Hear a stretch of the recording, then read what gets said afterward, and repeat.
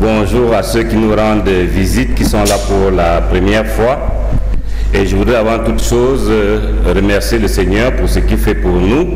Et vous remercier aussi ceux des frères qui prient pour les prédicateurs. Nous avons besoin de votre soutien à travers la prière pour véritablement préparer ce travail et venir vers vous au nom du Seigneur sans dévoyer sa parole. Notre thème du mois, être cohérent, a été un thème un peu embarrassant pour moi, tellement il paraît évident. Être cohérent, c'est être logique, et nous voyons que ça s'applique dans pratiquement tous les domaines de la vie. Par quel bout le prendre dans notre communauté, dans l'église? Et je me suis dit, allons-y dans qu'est-ce que Dieu attend de nous. Quelles sont les mises en cohérence que Dieu attend dans la vie du chrétien?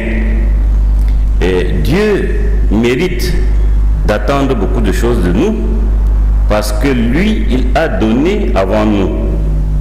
Nous avons parlé, quand on parlait de la parole de Dieu, du plan de Dieu pour l'humanité, depuis la création, la chute, jusqu'à l'offre du salut en Jésus-Christ. Et la semaine dernière, notre pasteur a exposé sur la cohérence de Dieu. Dieu fait tout ce qu'il dit. Il n'est aucune parole qui sorte de la bouche de Dieu et qui ne revienne à lui sans avoir produit entièrement ses effets. Dieu est donc digne de confiance. Et dans son plan pour l'humanité, nous avons l'offre que Dieu nous a donnée en Jean 3,16, qui dit en effet, Dieu a tant aimé le monde qu'il a donné son Fils unique afin que quiconque croit ne périsse point, mais qu'il ait la vie éternelle. Notre démarche est donc celle de rechercher Dieu, parce que Dieu, il nous a déjà offert tout. Venez à moi, quiconque croit. Personne n'est exclu. Et je voudrais dire que chacun de nous vient à Dieu à sa manière. Il n'y a pas une seule façon, mais il y a une constante, c'est celle de le vouloir, de chercher Dieu. Dans la parole de Dieu, j'ai pris 3 exemples de conversion pour que nous en rendons compte que chacun a son parcours, l'un ne ressemblant pas à l'autre, mais tous les parcours ayant le même aboutissement. L'aboutissement de la croyance, de la foi en Dieu, de ce que nous ouvrons notre cœur à Jésus-Christ et nous acceptons le salut qu'il donne. Le premier exemple est celui de l'eunuque éthiopien, qui était un homme de grande culture, qui cherchait Dieu, qui était monté à Jérusalem pour adorer, et il lisait le livre d'Ésaïe qu'il ne comprenait pas. Dieu a conduit vers lui Philippe. Il s'est ouvert à Philippe pour que Philippe lui explique la parole. Et ayant compris cette parole, il s'est converti à Dieu, il a accepté et Philippe l'a baptisé. Le deuxième exemple est celui de Saul, qui connaissait la parole de Dieu, qui était un pharisien, docteur de la loi, mais qui n'avait pas vu en Jésus-Christ l'aboutissement de la loi, l'aboutissement de toutes ses connaissances. Il a fallu que le Seigneur lui-même intervienne avec force dans sa vie pour qu'il vienne à lui. Et il est venu à lui, et l'histoire nous dit qu'il y avait des témoins, Ananias par exemple, qui lui a imposé les mains. Le troisième exemple est celui de Corneille, qui n'appartenait même pas à la tribu des Juifs. Et la parole de Dieu nous dit qu'il craignait Dieu. Lui et sa maison, il faisait beaucoup d'offrandes et priait tout le temps. L'ange de l'Éternel lui est apparu et lui a ouvert le chemin du salut, qu'il a accepté et a organisé la rencontre avec Pierre. Et à la fin, il a été baptisé. Voilà les 3 exemples qui nous conduisent au premier pas du chrétien. qui est de croire en Dieu, d'ouvrir son cœur à Dieu. Et la première cohérence que j'ai trouvé que Dieu attend de nous, à travers ces exemples et à travers d'autres textes bibliques, c'est que notre foi ne soit pas secrète. Une fois que nous sommes convertis, nous devons témoigner de notre foi. Nous devons témoigner de notre foi, nous devons le dire publiquement. Et nous devons non seulement le dire, mais obéir à la manière dont Dieu demande que nous le fassions. À savoir, déjà confesser et ensuite nous faire baptiser. C'est ce qui est écrit en Marc 16,16. Celui qui croira et qui sera baptisé sera sauvé, mais celui qui ne croira pas sera condamné.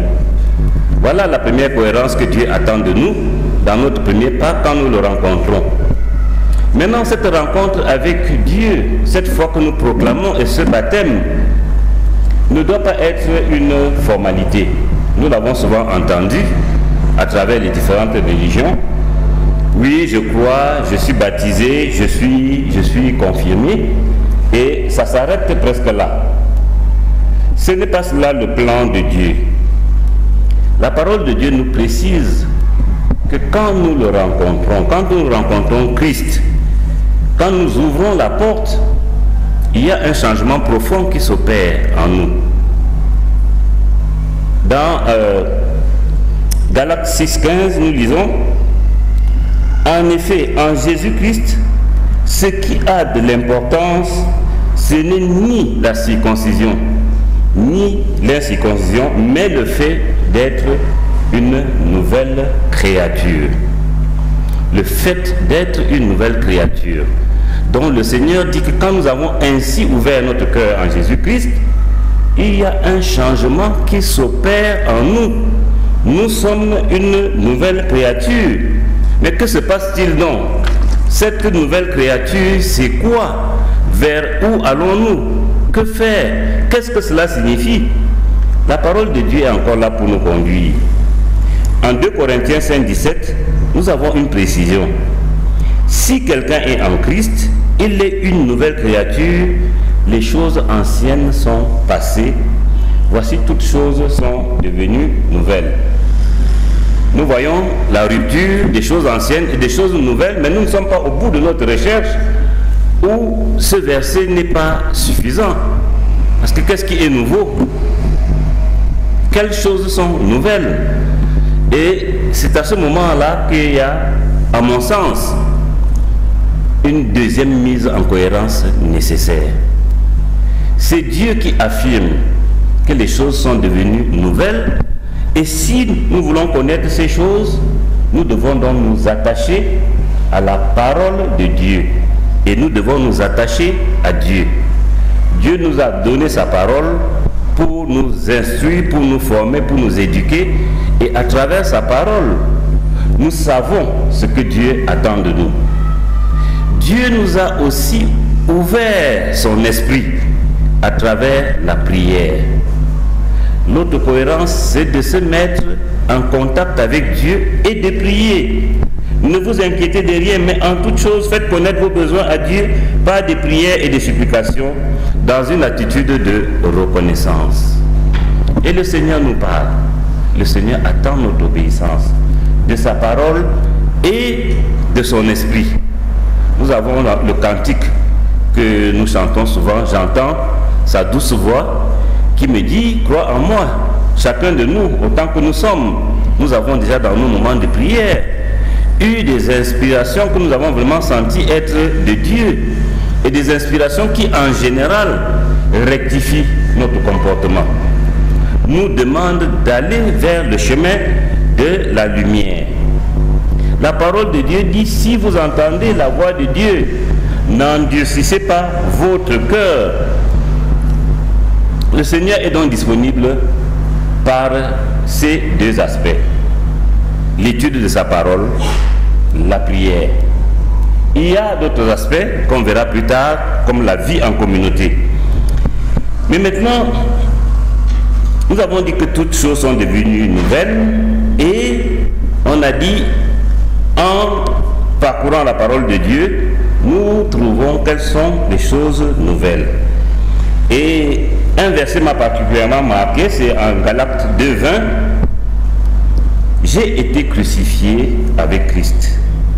Ce n'est plus moi qui vis, c'est Christ qui vit en moi. Et ce que je vis maintenant dans mon corps, je le vis dans la foi au Fils de Dieu qui m'a aimé et qui s'est donné lui-même pour moi. On avance. Christ est en moi, premier pilier. Deuxième pilier, il m'aime. Il veut mon bien. Ce qu'il me dit ou ce qu'il fait étant en moi, m'est donc favorable. La question que nous devons nous poser maintenant, c'est celui qui vit en moi là, la question que je me suis posée, le Christ qui vit en moi là, il est qui?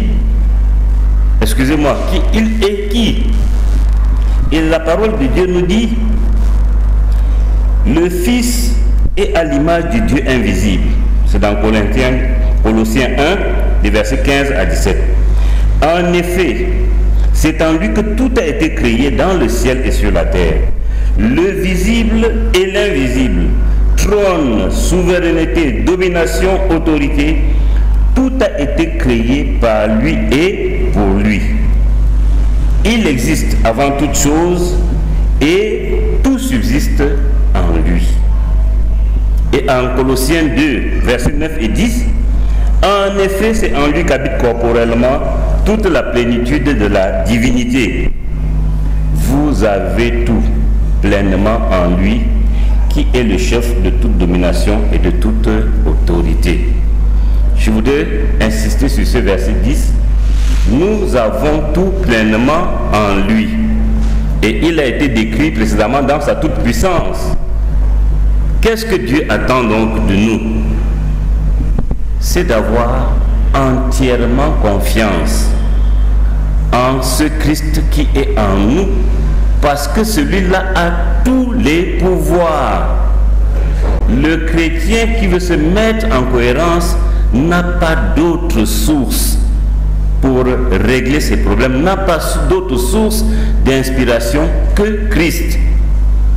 Le chrétien ne va pas aller chercher d'autres éléments dans sa culture, dans les solutions philosophiques, sociologiques, dans la magie et autres, mais en Jésus-Christ, qui peut tout. Nous avons tout pleinement en lui. Ce qui implique que le chrétien qui connaît Jésus-Christ parce qu'il lui a ouvert son cœur est un homme tranquille et serein. Tout ce qui peut lui arriver, il le vit avec Jésus-Christ. Jésus-Christ qui, tout est en lui que tout a été créé, le visible et l'invisible. N'essayons pas d'aider Dieu, de compléter en disant, bon, entre-temps, j'ai un voisin qui voit très clair là, il faut qu'il me dise ce qui va se passer demain pour que je puisse anticiper. Non, même l'invisible est à Christ. Le visible est à Christ. Le chrétien donc est cet homme qui est debout malgré toutes les circonstances. Debout parce que Dieu est puissant et debout parce que Dieu qui est en nous a mis cette puissance à notre disposition. Je peux tout par celui qui me fortifie. Philippiens 4:13. N'est-ce pas ça? Je peux tout par celui qui me fortifie. Et celui-là, il est où? Il est en moi. Nous l'avons vu précédemment, il est en moi. Notre mise en cohérence, c'est de donner toute la place à cette puissance, qu'elle puisse s'exprimer dans tous les domaines de notre vie. Et donc, de faire des choix qui permettent que cette puissance puisse s'épanouir en nous. Ne pas nous opposer à la voix de Dieu. Ne pas endurcir notre cœur quand nous entendons la solution de Dieu.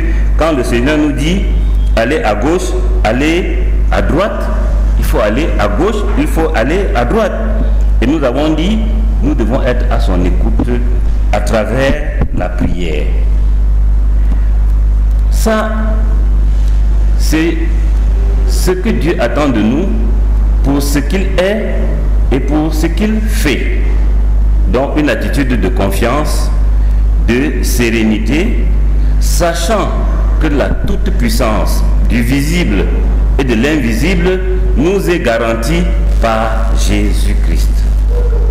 Maintenant, dans notre parcours, notre Seigneur, notre Dieu, attend de l'enfant né de nouveau, transformé, pour qui toutes choses sont devenues nouvelles, un certain type de comportement, qui est maintenant ce que je peux appeler notre part. Quelle est notre part dans le plan de salut une fois que le Christ est en nous, une fois qu'il a mis en nous toute cette puissance disponible, cette paix, cette sérénité, cette force? Qu'est-ce que Dieu nous demande? Nous allons lire dans Colossiens chapitre 3, les versets 1 à 5. Si donc vous êtes ressuscité avec Christ, recherchez les choses d'en haut, où Christ est assis à la droite de Dieu. Attachez-vous aux réalités d'en haut et non à celles qui sont sur la terre. En effet, vous avez connu la mort et votre vie est cachée avec Jésus-Christ en Dieu. Quand Christ, notre vie, apparaîtra, alors vous apparaîtrez aussi avec lui dans sa gloire. Faites mourir en vous ce qui est terrestre. Faites mourir en vous ce qui est terrestre. L'immoralité sexuelle, l'impureté, les passions, les mauvais désirs, la soif de posséder qui est une idolâtrie. Dieu demande que nous changions de comportement et que nous changions de repère. Notre repère est maintenant Dieu et Dieu nous dit faites mourir certaines choses. S'il demande de les faire mourir, c'est parce qu'il est le premier à savoir qu'elles ont existé. Nous ne nous cachons pas, ne disons pas nous ne connaissons pas ces choses. Dieu dit faites mourir, ça a existé en chacun de nous. Nous sommes tous pécheurs autant que nous sommes. N'ayons pas peur d'aller vers Dieu. Et avec son aide, on fera mourir cette immoralité sexuelle. On fera mourir les passions. Les passions, c'est quand nous perdons le contrôle. Nous aimons quelque chose au point où notre logique disparaît. Notre Dieu dit non, ce n'est pas comme ça. Je t'aime à en mourir. Il n'est pas d'accord. Il n'est pas d'accord. On ne meurt peut-être que pour Dieu, pas pour un autre homme. La soif de posséder. La soif de posséder, à chaque jour suffit sa peine, nous a dit le Seigneur, et il s'occupe de nous. Il nourrit les oiseaux des champs, il les habille, ils sont plus beaux que nous. J'ai vu un pan l'autre jour dans toute sa splendeur, je me suis demandé comment Dieu fait pour rendre ce truc aussi splendide quand le pan déplace ses ailes. Mais quelle est l'équation pour que chaque couleur retrouve sa place dans un espace cohérent et beau? Dieu nous demande de lui faire confiance et d'avancer tranquillement dans la sobriété. Dieu nous demande d'avoir également entre nous de bonnes relations. On verra que la relation par excellence, c'est aimez-vous les uns les autres. Mais au sein de la communauté chrétienne, qu'est-ce que le Seigneur nous dit? Ne vous mentez pas les uns aux autres, car vous êtes dépouillés du vieil homme et de ses manières d'agir. Vous avez revêtu l'homme nouveau qui se renouvelle pour parvenir à la vraie connaissance, conformément à l'image de celui qui l'a créé. Le thème du mois passé, c'était l'incarnation. Vous voyez que la transformation que Dieu opère en nous fait que nous incarnons autre chose. Vous vous êtes dépouillés du vieil homme et de ses manières d'agir. vous avez revêtu l'homme nouveau. Donc nous incarnons autre chose. La parole dit que nous sommes le temple du Saint-Esprit, avec ses conséquences. Si vous êtes le temple du Saint-Esprit, votre comportement avec votre corps doit être en cohérence avec l'Esprit de Dieu. N'est-ce pas cela?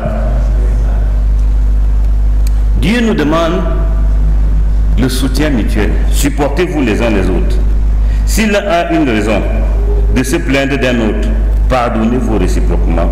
Tout comme Christ vous a pardonné, pardonnez aussi. L'injonction de nous supporter les uns les autres et le commandement de pardonner. Nous savons tous les difficultés que nous rencontrons quand pratiquement il faut pardonner. Mais nous connaissons aussi, pour ceux qui ont expérimenté, toute la libération que l'on obtient en ayant pardonné. Nous ne pouvons pas nous rattacher à notre passé. Il y a un avenir, et cet avenir est en Dieu. La cohérence que Dieu attend, c'est que nous cheminions ainsi, que nous pardonnions, que nous effaçons les traces, les blessures et que nous puissions avancer. Et le Seigneur nous offre un chemin qui nous épanouit. Nous avons dit tout à l'heure qu'il est en nous et il nous aime. Toute chose concourt au bien de ceux qui aiment Dieu. Si Dieu est pour moi, qui sera contre moi? Restons collés au commandement de Dieu. Que la paix de Christ à laquelle vous avez été appelés pour former un seul corps règne dans votre cœur. Soyez des hommes de paix. Et nous savons très bien comment on peut créer le désordre au sein d'une communauté par des commérages, par de mauvaises interprétations. J'attends que mon frère Djela tourne le dos pour dire tout le mal que je pense de lui, qu'il ait fait ou pas.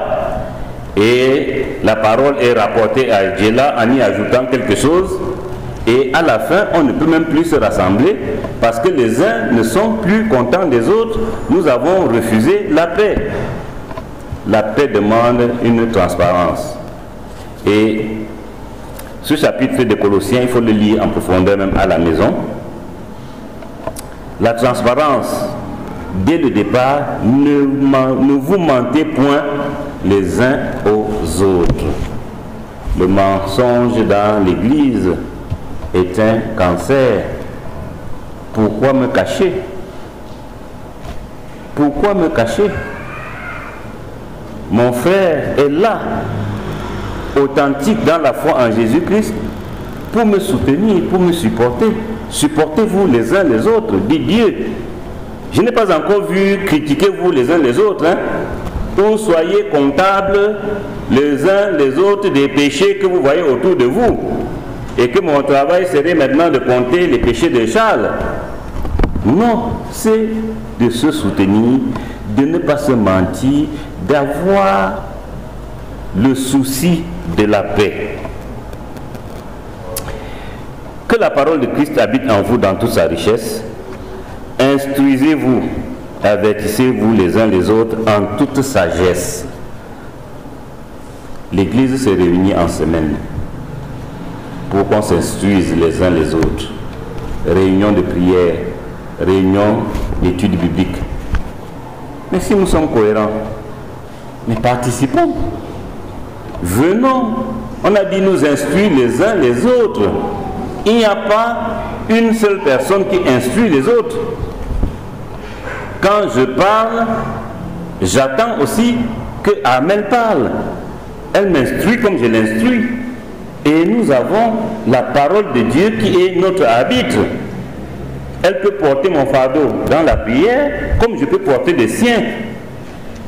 Elle peut prendre un travail social pour moi. La difficulté peut-être de conduire un enfant et autres, c'est le soutien qu'elle peut m'apporter. Et ces soutiens peuvent même être matériels. Dieu demande qu'on se soutienne. Celui qui en a un peu plus donne à celui qui en a moins. Mais que personne ne dise qu'il n'a rien. Chacun a quelque chose à donner. Donc la solidarité dans l'Église est une cohérence que Dieu attend du chrétien. Maintenant, sorti de l'Église, le chrétien est la lumière du monde, le sel de la terre. La parole de Dieu nous dit: conduisez-vous avec sagesse envers les gens de l'extérieur. Cela veut dire que même la société peut vous combattre, mais reconnaître la sagesse qu'il y a en vous. Vous prenez position dans la famille, vous êtes seul à prendre une position qui respecte votre engagement avec Dieu, qui est en cohérence.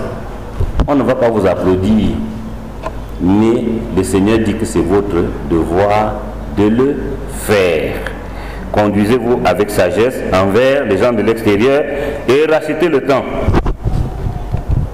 Que votre parole soit toujours pleine de grâce et assaisonnée de sel, afin que vous sachiez comment il faut répondre à chacun. Comment il faut répondre à chacun. C'est un grand programme. Parce que nous sommes dans le monde sans être du monde. Et nous dialoguons les uns avec les autres partout où Dieu nous a placés. Au travail, dans la famille, dans la réjouissance même. Que votre parole soit pleine de grâce, afin que vous sachiez comment répondre à chacun. Le chrétien, c'est quelqu'un qui se prépare afin de pouvoir répondre, afin de pouvoir apaiser, afin de pouvoir illuminer, parce que Dieu est en lui, il a cette lumière-là en lui, de pouvoir apaiser. Le chrétien a un devoir, beaucoup de devoirs dans l'Église, et encore plus à l'extérieur de l'Église. Il est regardé et le Seigneur dit qu'il est avec nous et que nous sommes ce sel que le monde attend. Et je vais terminer par Éphésiens 4, 29, un verset que j'ai trouvé très puissant. Qu'aucune parole malsaine ne sorte de votre bouche, mais seulement des bonnes paroles qui, en fonction des besoins, servent à l'édification et transmettent une grâce à ceux qui les entendent. Je vais relire. Qu'aucune parole malsaine ne sorte de votre bouche, mais seulement des bonnes paroles qui, en fonction des besoins, servent à l'édification et transmettent une grâce à ceux qui les entendent. Le chrétien est un homme prudent qui n'ouvre sa bouche que pour aider, pour bénir, pour édifier. C'est ce que le Seigneur dit, c'est ce qu'il attend de nous. Aucune parole malsaine ne sorte de notre bouche. Ne nous laissons pas déborder par notre ego en disant: vous voyez ce qu'il m'a dit, je réponds comme ça parce qu'il m'a dit ceci. Le Seigneur dit aucune. Si tu parles, c'est pour édifier. Si tu parles, c'est pour bénir. Ça ne veut pas dire que tu ne dois pas être ferme. Le chrétien, c'est parler fermement. Quand on parle fermement à quelqu'un, ce n'est pas quelque chose de malsain. Au contraire, quand on veut affirmer la vérité, on doit l'affirmer. Quand on doit rechercher la paix, on la recherche de toutes ses forces. Et le chrétien n'est pas une feuille morte que le vent va amener, parce que Dieu attend tellement de vertus de lui qu'il va se refermer sur lui-même et attendre. Non. Qui est-ce que je peux soutenir? Est-ce que nous posons cette question? Qui va me soutenir? Ça vient très vite, hein? Je n'ai pas reçu de soutien de ma famille, je n'ai pas.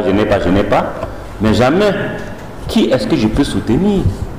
Qui est-ce que je peux aider avec la force que Dieu a mis en moi, avec le talent que Dieu a mis en moi? Nous devons agir dans le monde conformément à l'implant de puissance, d'amour que Dieu a mis en nous. Et il nous a montré le bon chemin. Il nous a montré le bon chemin. Nous devons avoir une vie morale sans reproche. Nous ne devons pas nous attacher aux choses de cette terre. Nous ne devons pas être compulsifs dans le gain. Nous ne devons pas convoiter. Nous ne devons pas avoir de passion. À 20h, tout le monde doit sortir. Real de Madrid joue. Je n'écoute plus personne. Ça, c'est encore une petite passion. Il y en a d'autres de plus grandes qui peuvent nous envahir complètement. Les hommes, la discussion au bar, parfois c'est une passion. Vous êtes tellement écoutés qu'à 17h, vous l'avez, vous changez. Bon, madame, attendez un peu là. Je vais au club. Le Seigneur nous dit non. Voilà, mes chers frères et sœurs, ce que j'ai voulu partager avec vous dans le parcours du chrétien. Et je vais me résumer: la sérénité qui doit découler de ce que Dieu habite en nous, l'exclusivité de Dieu à travers Jésus-Christ, qui peut tout dans notre vie, qui peut tout, l'étude de sa parole, la prière, la vie de piété pour s'attacher à lui, la communion fraternelle et enfin tout ce qu'il nous a